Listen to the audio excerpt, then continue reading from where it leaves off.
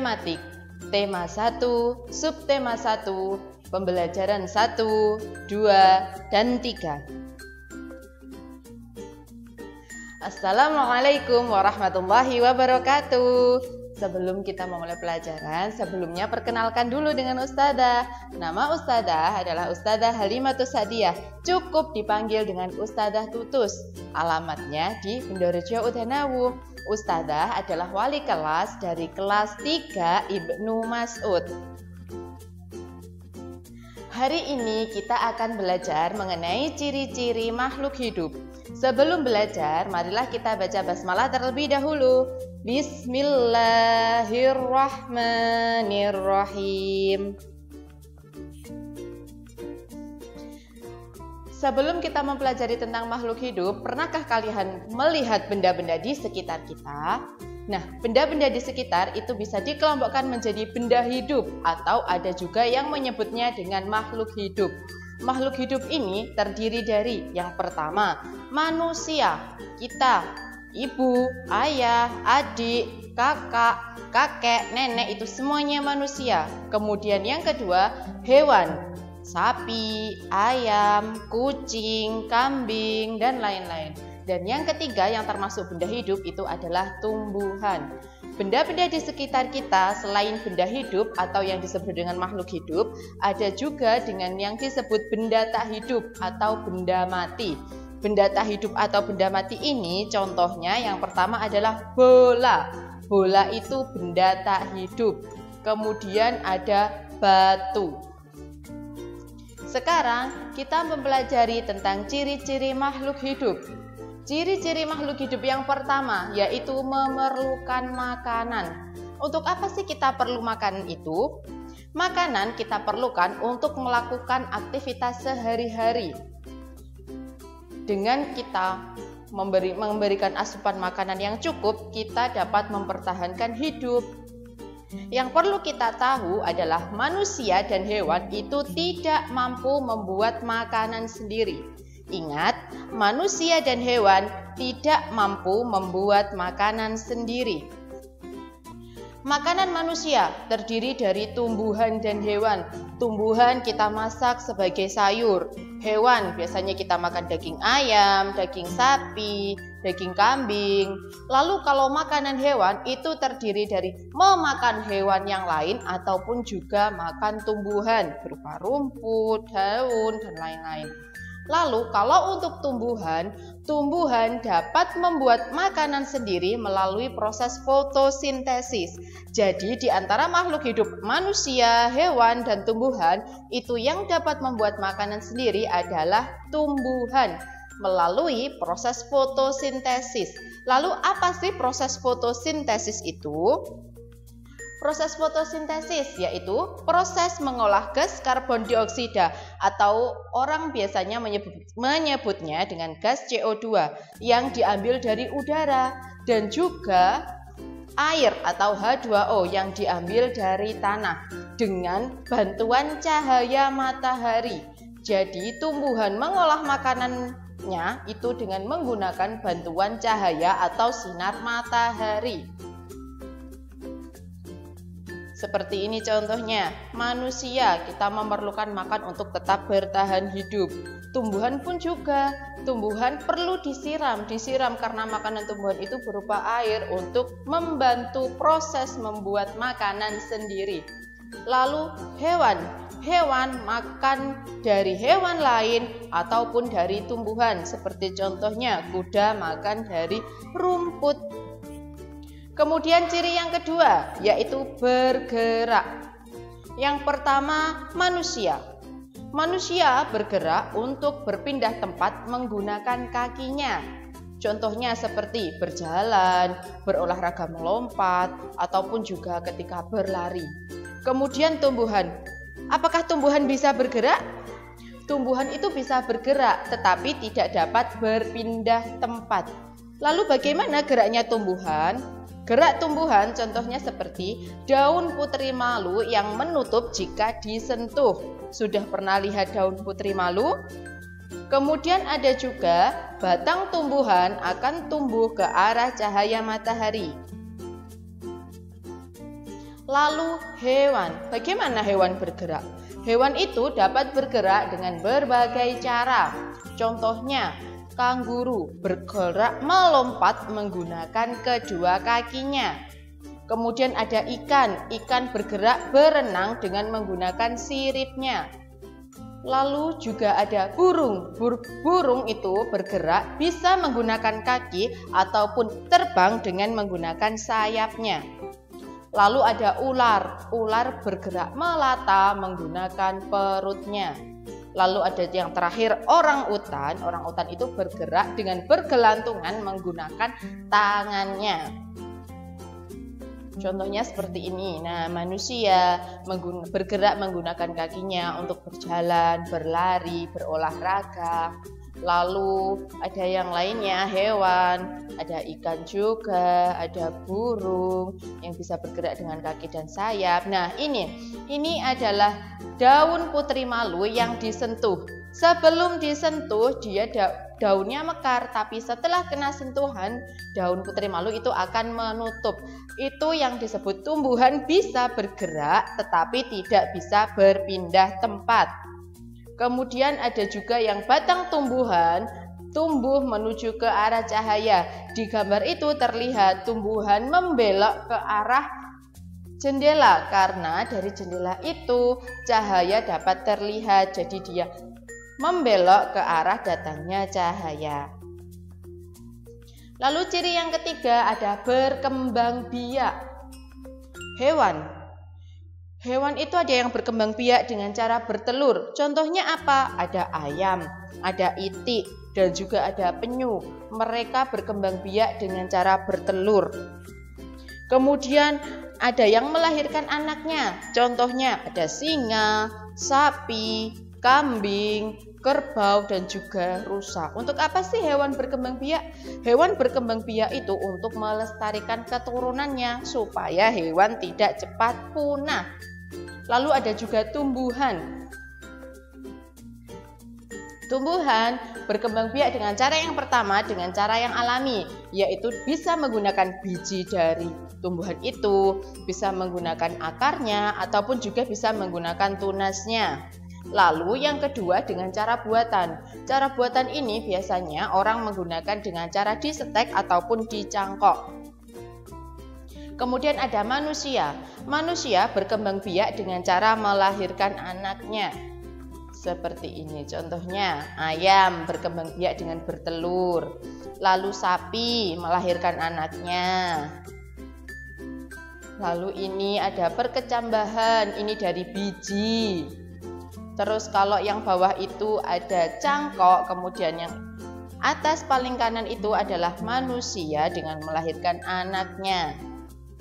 Kemudian dari ciri-ciri makhluk hidup tersebut kita harus bersyukur. Kenapa kita harus bersyukur? Karena makhluk hidup diberi kemampuan untuk mencari atau membuat makanannya sendiri, juga dapat bergerak dan juga dapat berkembang biak untuk melestarikan keturunannya sehingga makhluk tersebut tidak punah. Bersyukur itu merupakan cara kita berterima kasih kepada Tuhan atas nikmat dan karunia yang telah diberikan. Seperti cara kita bersyukur menjalankan perintahnya dan juga menjauhi larangannya sesuai agama yang kita yakini. Bersyukur ini sesuai dengan pengamalan sila pertama Pancasila, yaitu ketuhanan yang Maha Esa yang disimbolkan dengan bintang. Sekarang kita akan belajar mengenal bilangan angka ribuan. Di sini ada contoh bilangan 1534, terdiri dari angka 1, angka 5, angka 3, dan juga angka 4. Angka 1 ini menunjukkan ribuan, lalu angka 5-nya menunjukkan ratusan. Lalu angka 3 menunjukkan puluhan dan angka 4-nya menunjukkan satuan. Mengurutkan dan membilang angka ribuan. 1.000 dibacanya 1000. 3.000 dibacanya 4.200, 4.200. 5.070 dibaca 5.070. 8.001 dibaca 8.001. 10.000 dibaca dengan 10.000.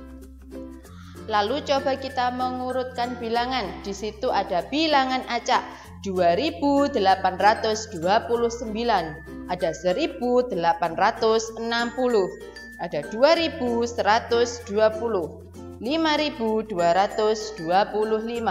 5.063, dan 2.400. Urutkan dari yang terkecil ke yang terbesar. Dilihat dulu dari yang angkanya paling kecil, berarti ada 1.860. Kemudian ada 2.120. Ada selanjutnya 2.400. Kemudian selanjutnya ada 2.829. Selanjutnya lagi ada 5.063. Dan yang terakhir adalah 5.225. Sekarang kita akan belajar mengenai pola irama lagu. Pola irama adalah pengulangan panjang pendeknya dari sebuah bunyi secara teratur. Jika pada syair lagu kita menemukan tanda seperti ini, maka syair dinyanyikan dengan nada yang pendek. Tapi jika pada syair lagu kita menemukan tanda seperti ini, maka syair dinyanyikan dengan nada panjang. Sekarang silahkan lihat di bukunya, ada 2 nyanyian yang akan kita nyanyikan bersama-sama sesuai pola irama lagu. Wah, and friends. Ke